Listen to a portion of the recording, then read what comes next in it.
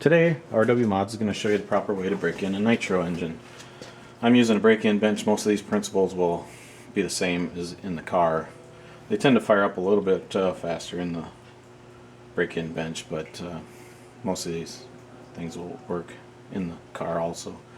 Some essentials: a good glow igniter, charged.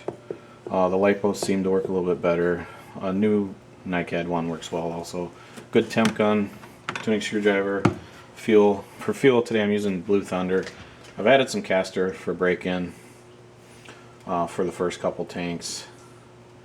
And a good engine heater. That's one of the most important things. You don't have to have an engine heater, but you do have to have it over 200 degrees to fire it up and keep it above 200 degrees.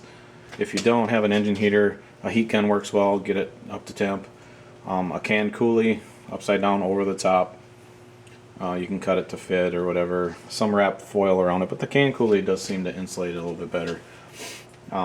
With the break-in bench, I fight a little bit keeping the heat in the engine with the fan, so you'll have to adjust yours to get the right temperature.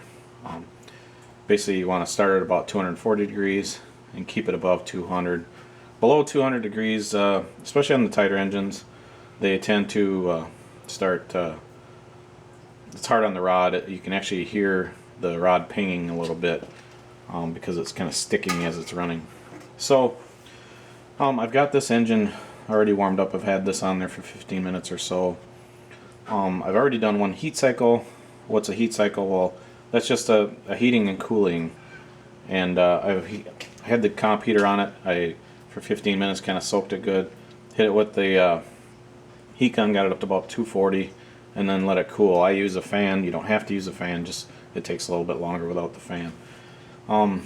What the heat cycle does is it expands and contracts all the components in the engine, especially the piston and sleeve and the block, and gets them kind of set, because they will move and maybe distort a little bit.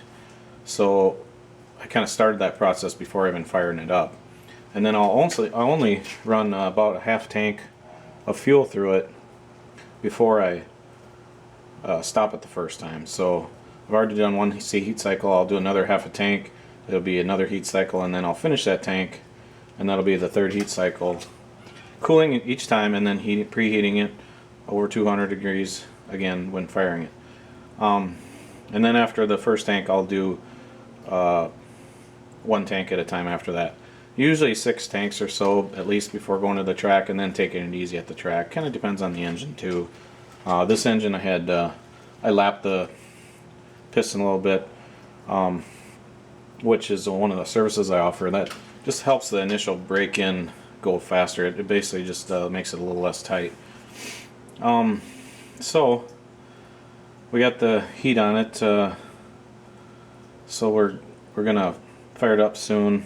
A lot of people ask on the forums and stuff, well, my engine's stuck, what do I do? I'm breaking it in and it's stuck. Well, here's a car here. A lot of times it will stick because they're really tight at top dead center, and if it's stuck, you just take a screwdriver and just pry it until it's free again, and then when you stop it, make sure it's at the bottom so it starts fine. So we'll go on here. I'll just kind of show you the process I go through to getting the temperature up. Hit the heat gun.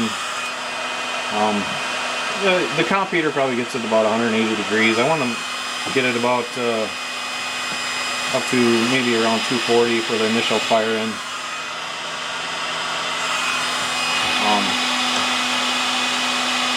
Looking at about 240 right in here in the head to the plug. About 170, 180 to the block to the side below the head. You want to make sure you get everything, the head, the base. If you're running it in the car, heat the chassis up too, because that chassis will just heat soak or actually draw the heat out of it, and you'll need to keep more heat in it. And then monitor the temperatures while you're running it also, because it can cool. And then don't be afraid to turn the needles a little bit. If it seems like it's just, you always got to heat it a lot.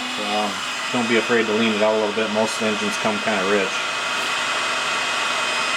So I use a little skirt here. You want to move quickly after you got the heat in it, because they cool fast. I use a little skirt on there to keep some of the air from cooling it. Got the glow igniter in there. You want to take the pressure line off the exhaust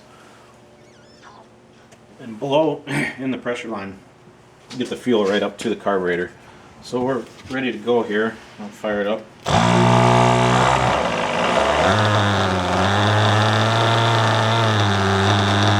Leave the glow igniter on it for a little while. There's some oils in the engine. It's a good idea to flush the engine too. Make sure there's no metal shavings or anything in there, and flush out the oils. Just use a fuel to do that.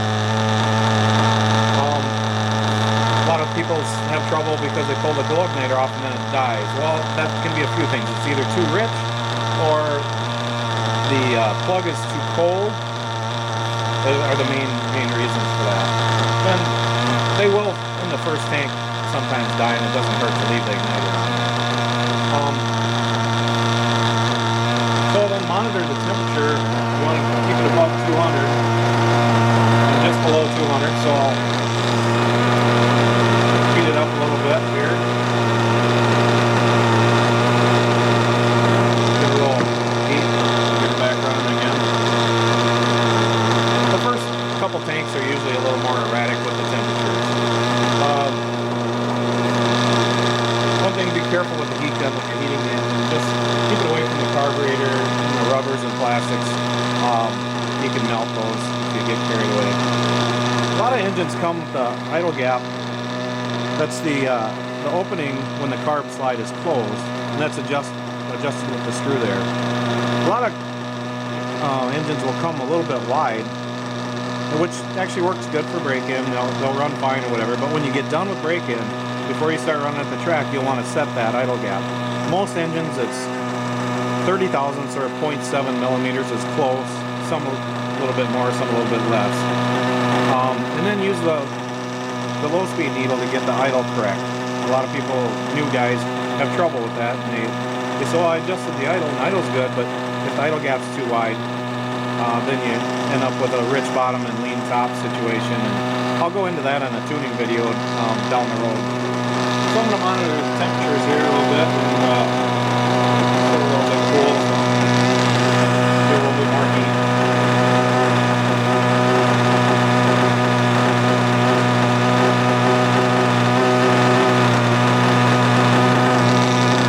I think I've covered about everything. And thanks for watching, and if you need any engines or components and stuff, contact RW Mods. Thank you.